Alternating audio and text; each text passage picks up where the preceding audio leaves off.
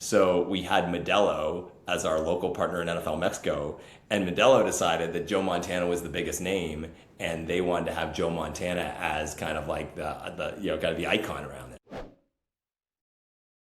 And look, I mean, one of the big things I think across your whole career has really been this idea of being able to engage consumers, engage fans, right? And how have you been able to do that across all the things that you've done? Yeah, no. It's something that when I look back, I do. I really love tech. I love using tech. I think I've always seen that sports fans have such an insatiable passion for what they love, and they were relatively underserved. So, if you take the NFL, for example, one of the things that we focused on was in the Game Pass product, right? How do you get people to understand this game and increase avidity? One of the things you got to do is you got to give it to a way that you meet them where they are. So adding different language elements, adding tutorials, adding elements, condensed games, right? So if you're trying to turn people, one thing we focused on at the time was there were 1 million returning Chinese students every year because a lot of them were sending their kids to school. So like, how do you take that they've learned this game and turn them into NFL fans? Well, they can't watch on a Monday morning 3.5 hours. You got to cut that down. And one of the stats that always sat with me was that in a 3.5 hour game window in an NFL game, there's effectively 11 minutes of action, of actual action in any game. And so how Wow. do you condense that down, right? Using Game Pass to give people bite-sized content so that they can get more engaged, and then they're the ones who will ultimately be ambassadors and bring more people in, right? You don't do this alone. You watch sports, it's a collective community element. How do you get them? How do you find those people who are really your people who are going to be on the ground, bringing more people into the fold? Yeah, but I always love using technology, bringing, kind of what tools are out there that we can kind of connect deeper and let people go deeper into things they love, and they'll show you, right, how they want to engage. Well, what were some of the new technologies that you used, throughout your career? God, yeah, no, it's a great question. I mean, this goes back actually even to IMG, so I was housed in the San Francisco office, and so truly pioneering the idea of using social media tools, right? And you can imagine when we first started talking about Facebook, and this was when Facebook was a small little one office company in Palo Alto, right? And we had meetings set up and like with the leadership, right? All the names from that company. And the first response when I said, hey, I think we're meeting with Facebook, they're like, hey, will they sponsor Indian Wells? It's like, no, they are not sponsoring Indian Wells, right? But you have to understand what this tool is. And I will give great credit to Tony Godsick, who is Roger Federer's agent, who had the foresight to say, yes, we can use this tool because Roger really wants to have a direct relationship with his fans, not just through the press. And so if you go back to the 2009 French Open, somewhere on the internet, there is this video that we had filmed with one of those little square cams, right? We had sent it to them. And after he won the French, he put, I think it's like an 8-second video, and it said, it's kind of awkwardly, he says, I want to introduce to all my Facebook friends, my new friend, the Coupe de Muscalet, right? But what that did was it showed that you could have a real live raw moment, right, with this athlete, and that provided not just connectivity from the fans, but also sponsors like that. It was something that wasn't just like, oh, a flat passive ad. It was actually dynamic, real video that didn't take, kind of huge amounts of money and effort to film, right? And so that was kind of one of the first times we got, kind of IMG to see like, hey, there's something here. We're feeling it in Silicon Valley, right? Social media is taking over, but you in Cleveland or you in New York aren't really feeling the same vibe. This is how we use. So that was the beginning, I think, of where it really was like tech is really important in the sports world. And I've It, just used that, I think, more increasingly every job. My job so after the NFL, I went to Nike. My job at Nike was actually first focused, Nike moves you around a fair amount, but like was on the digital connected ecosystem. And the brief there was, how would you think about Nike consumers like you do sports fans? Meaning, how do you get to know them better and serve them better? And so, I was challenged with building an ecosystem that said, if you think about all the ways Nike interacts with people, whether that's through a retail environment, whether that's through web, through app, through events, how do we collect data so that we know that Wayne lives in Philadelphia, he's a fan of this team, he does these sports, and we can serve you in a much more personal way. it's incredible. I mean, going back to what you're saying about Federer, I mean, that's an unbelievable story. I mean, just thinking, about what he's done over his career. And I guess one of the most recent things with On, the shoe brand is unbelievable what he's done there.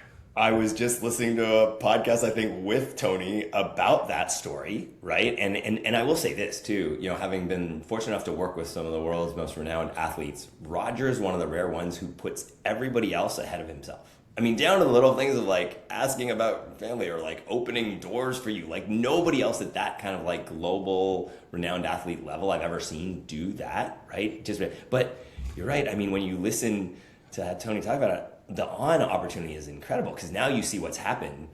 You have all these brands, On, Hoka, these other upstart brands really coming into their own, right, in this world. And yeah, the success of On has to be tied very closely to Roger. And I think the brand value. One of the things I just had this conversation with somebody about it was like, I think Nike at the time when they decided not to continue with Roger, right, they were thinking about that as a tennis category.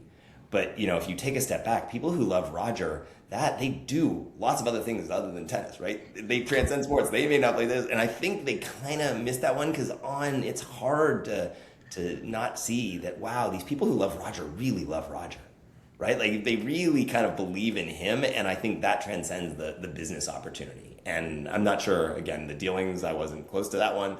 But yeah, it seems like now On is doing a great job, both with Roger involved and kind of that brand connectivity.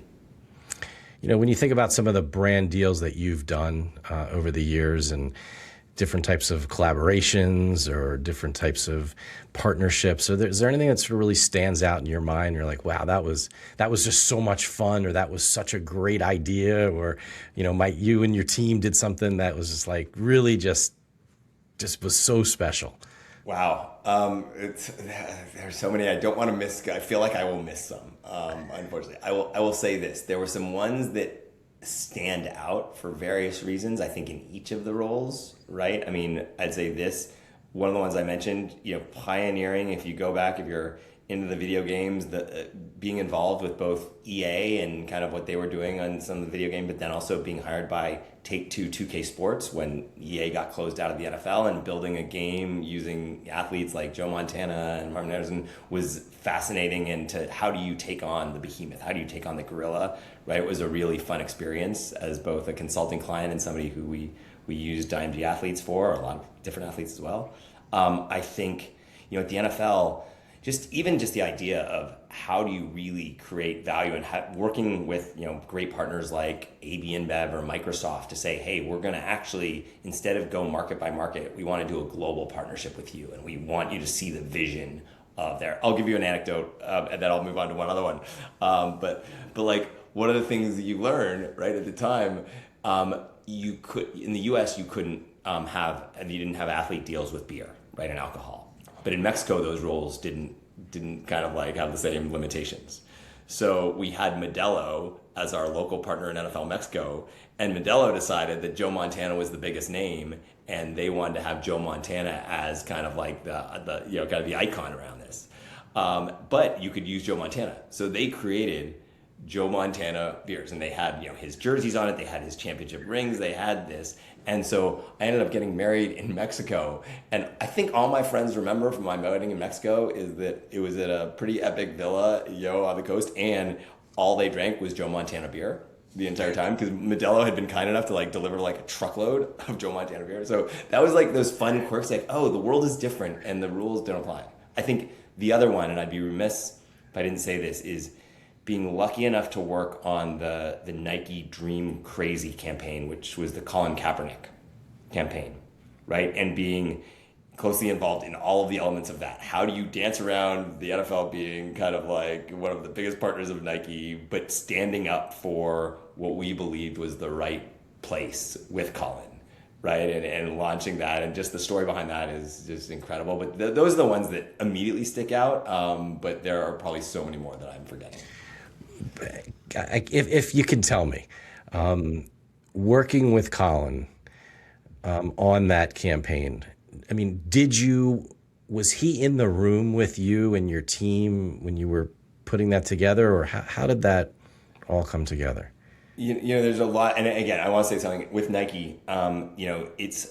Nike is an incredible machine, and there's so many people, right? I mean, I tell people there's like I think 14,000 people in Beaverton, right? Like you can't talk about how many people. So when you're talking about these projects, like so many people touch it, and so many people deserve a lot of credit. I'd say this: we took a lot of inspiration from Colin, and I will say there, so my boss at the time, the guy named Gino Fissinati, who now runs the brand Montclair. But he really saw, he's a visionary without question. And I think he really saw the opportunity first that Colin could transcend sport, right? That this story was bigger than sport. If you think about like some of the ones that we had seen, but at the time, really important to stand up. And so he gave us the courage to be able to go. And also, how do you get this? How do you actually do this, right? And I will say that one of the anecdotes that you look back on how this all happened. We were supposed to launch that campaign, the NFL kickoff, and so we were going to launch the black and white photo with 9 words, and then go on kickoff night with the whole commercial. Right, that was the whole plan. The film was finally finished right around that weekend, and we started to learn that there was going to be some pushback, maybe more pushback than we had anticipated, and pushback potentially enough to stop the thing in its tracks. And so rather than have that happen, the call was made to have Colin actually post it on Labor Day, which normally you would never do, right? You would never start a campaign in kind of the discipline of like during a public holiday when no one's paying attention. But the belief was we needed to get it out there so that they couldn't pull it back, right? It had to be out in the world before so we actually ended up moving everything up a day. So it actually launched the Monday and then the Wednesday before season kickoff. When we did it to accelerate the movement so that it could get out there. But I think it was just a story that needed to be told. And I think, one of the things that I think take great pride in is that when you talk to the people who had been around Nike for a long time, and Nike famously was like a cult. A lot of people had been there for 20, 30 years. They said, this feels like the old Nike, right? This feels like the rebellious swagger, kind of like Nike that they felt had been missing for a little while. Again, but credit goes to folks because a lot of people were involved in a lot of decisions. But ultimately, it was really fun to be around something that means more in the world, right? We all know sports is something that you can go really deep in, but the impact of sports across kind of communities and the universe, there's nothing, as everyone knows, more democratic that can bring people together that ultimately have no other connection point, but sports is that universal kind of connector.